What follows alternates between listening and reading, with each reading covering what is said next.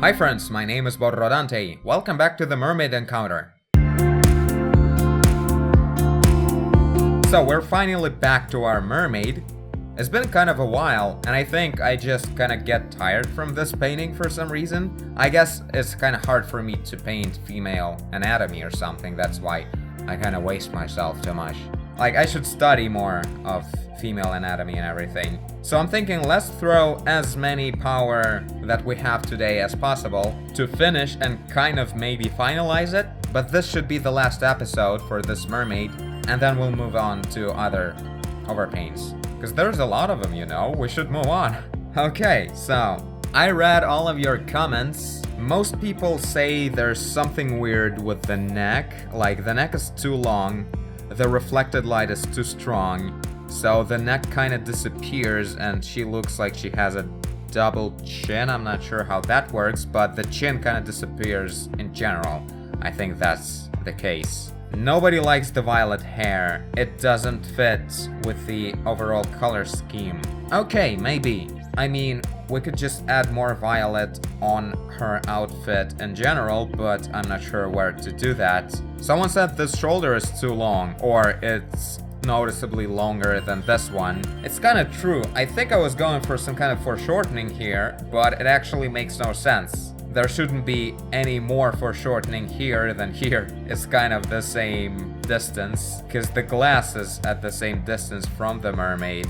Or should I say, this is actually too long. Like, if she would move her elbow here, it will be lower than her bottom of the rib cage. So I think this elbow should be higher. So this thing, shorter, maybe color. Add some cool details, make less of a heavy look. It looks like it's made of a concrete, the tail, so work on this thing. And work on the kid, obviously. And maybe on the background a bit. Maybe add some random colors to make it look like it's not just monochromatic. So let's start with basic fixes for the anatomy of the mermaid. Okay, this feels wrong. Probably way too much. Okay, yeah. At least like this it looks better. So yeah, also someone said that, more than one person really, that the shading on the eyeballs is too flat. Well, I was trying to go with very soft reflected lighting, that's why it's so soft. I actually think because of that I have a very low contrast on the lighting everywhere, that's why the chin is disappearing. So it kinda has to be darker anyway, so we'll do that, and let's darken the eyeballs as well, if it bothers you so much. Wow, it's literally great color. Yeah, nice deep shadow. Like, this is the main problem, right? Maybe this is what you guys actually meant. The shadow from the top eyelid onto the eyeball. That's a thing that actually always has to take place. Well, not always, nothing is always, but she will look more normal now. Her eyes won't look all that wide open. But still, the iris, like the tiny pupils and everything, that will play well for the slightly creepy look, I believe.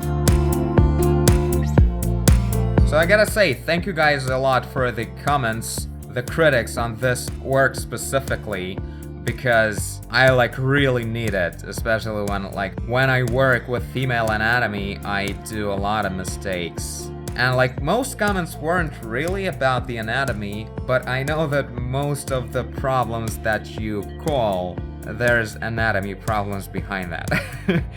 All I'm trying to say is, it kinda helps, so thank you. Okay, we shouldn't see all that much of the bottom edge of the eyelid at this area. Like, you kinda see it here, but afterwards it kind of goes... It's facing downwards, so we don't really see it all that much. Yeah, it's going like this usually. The top eyelid, because we mostly see the eyelashes after that.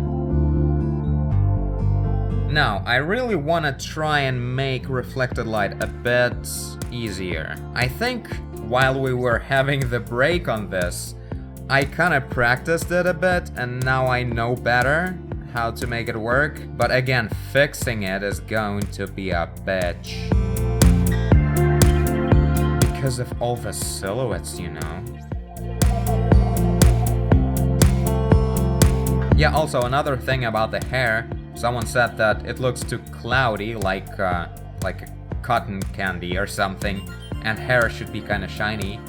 Yeah, I'm aware of that. We'll add highlights maybe later. Right now I'm not even sure about the shape of the hair in general and the streaks of these cyan things.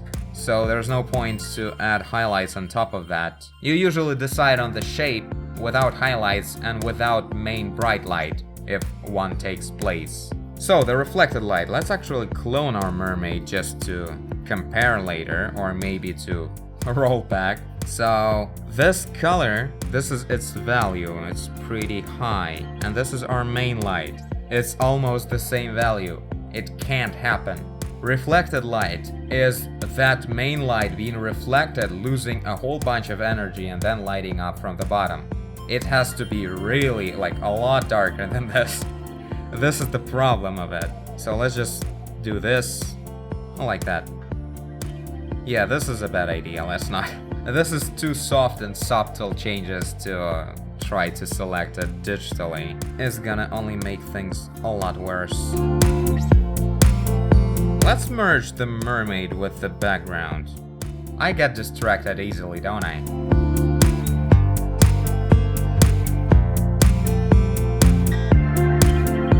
Wow, the face is changing so much. Oh my god, my spine is dying from sitting like this. Come on, rotate. Yes. Oh, this is so much better.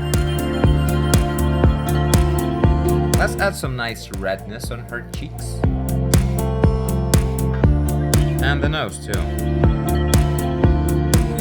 Yeah, much more alive now. Not a fan of what we did here. Like, the face looks a bit less pretty. Well, maybe we'll change that a little bit later. But the lighting, I think, definitely is more realistic. So let's just keep the face this way for now. And move on to the next problem is this. Let's make the shoulders smaller. Oh yeah, the previous version looks so wrong now. So what if we make this belt thing into this color? Because I kind of like this combination of color, actually. Well, I think it starts working right away. And some kind of pattern going on in the middle of the chest as well, just so it wouldn't be neglected. And the tips of these. We don't see the second tip. Oh, okay. Less work for me.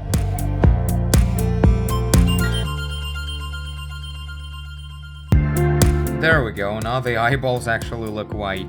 And round. I'm gonna risk and add some color abstraction. Since the surfaces are so finalized everywhere, let's add some of this. Like, I don't know, I never tried applying it to a big painting yet. Like, you see all the, like, colors are constantly changing with each stroke. And it actually makes it look richer overall. Colors become more dynamic and everything looks like it's less static, more interesting. So let's give it a shot. Like, I'm ready to experiment however I like at this point. I feel like having even stronger color variation. I hope I won't mess it up completely. But this is, like, very interesting. It kinda works here. This makes it look a lot more interesting that we have slightly more yellow and slightly bluish strokes in there, and in here it also works. What if we push it a bit stronger? I mean, this is a digital trick to use it this way, like with color dynamics and this hue and saturation jitters. Like, it does it automatically for me. It randomizes the color a little bit in saturation and in hue. And each stroke will have a bit of a different color every time. That's what traditional artists do manually, like they choose one color, make bunch of spots, then they blend it a little bit with a different color and add another type of spots to create this interesting dynamic color abstraction. Let's add some convenient lighting behind the mermaid to improve her silhouette. No, I don't think the tail should be so thick on the edge.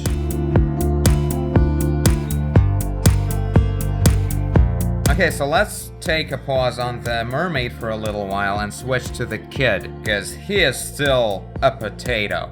Like, there's no way it can be left this way. So let's work on him a little bit, and then maybe work a bit more on the mermaid and the background, because I don't know how much I have it in me. How long has it been? Oh, it's been 1 hour. Okay, hi kid. Let's make it happen. Let's maybe start with a little bit of a build-up. Wow, I'm so used to work in one layer lately that I really want to just merge everything right now. Like, I'm so not afraid to do that. Let's actually, yeah, like that. Making palms bigger automatically. It's an uncurable disease. Painting hands smaller than they should be, always. Oh my god, why do I love working with the background right away? It's so weird. I guess it's because this is where you really don't get any silhouette of the object, because on one side there is object, on the other side there is not nothing, there is actual color of the background. So there's an edge, but it's not really a silhouette, and you can blend back and forth, defining the shape the way you need, not thinking about actual silhouette of actual object. Like, technically speaking, this silhouette is not a silhouette anymore because it's just a mess of colors in one layer, so it's easier to think about it as a not a silhouette in your head as well.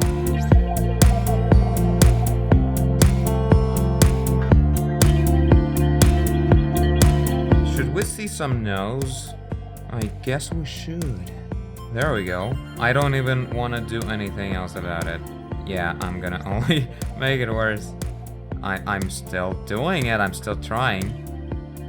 Why?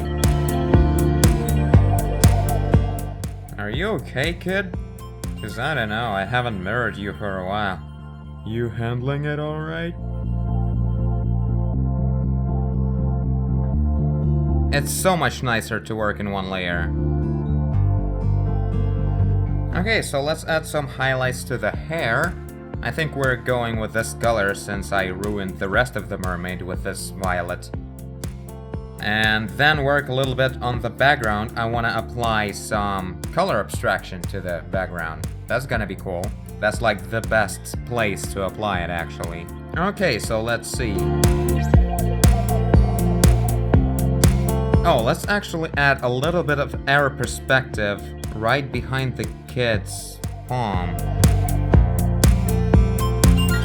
Right, back to the highlights of the hair.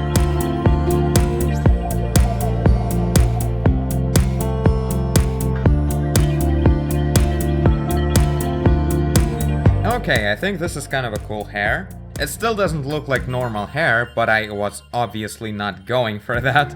I kinda like the mass and the richness of the color and gamma in there. I think it's cool. You think it's cool? I think it's cool. So yeah, let's work a little bit more on these things where I just added some violet color but didn't do anything else. And then maybe a tiny bit of a touch on the background.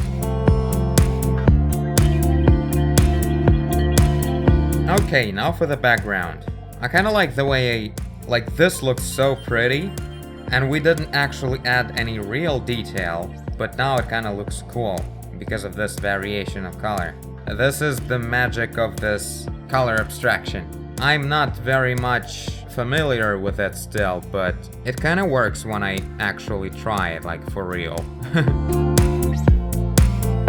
So when you're doing this color abstraction thing, you kinda have to create the pattern, your own pattern, like how you dance with your brush when you're adding these details, because they're not actual details. They actually not follow perfect geometry or anything. You just fill it in. It's kind of like simulating the noise of the video camera, kind of, but way before that was invented. Like the noise of the camera of your eyes.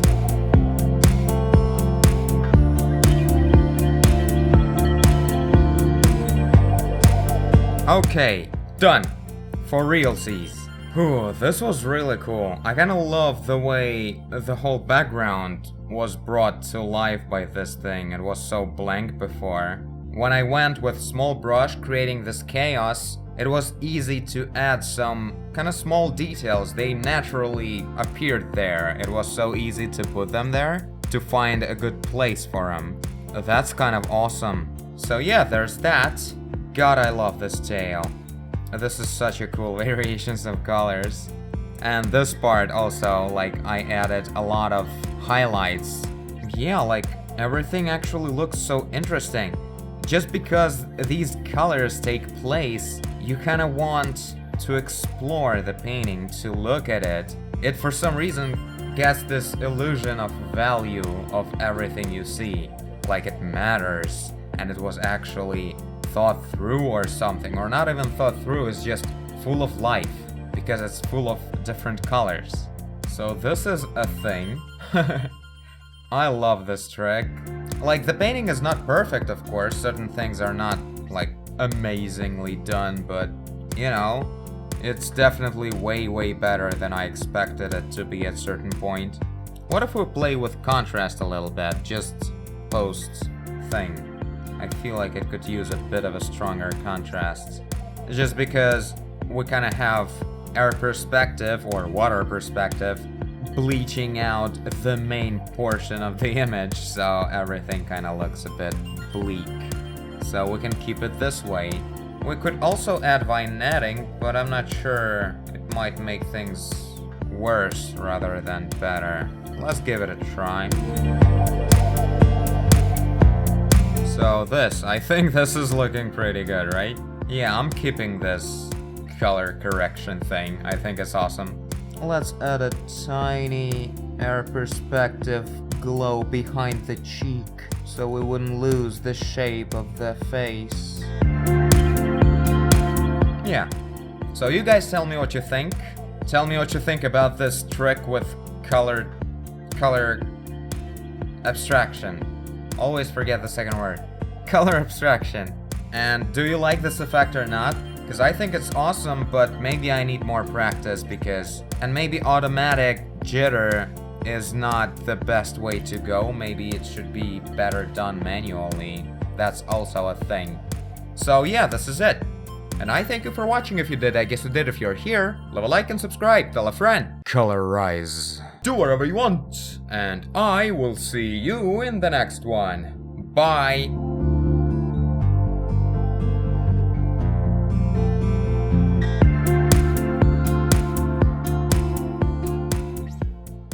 That's it, I'm using this tail as a wallpaper on my phone.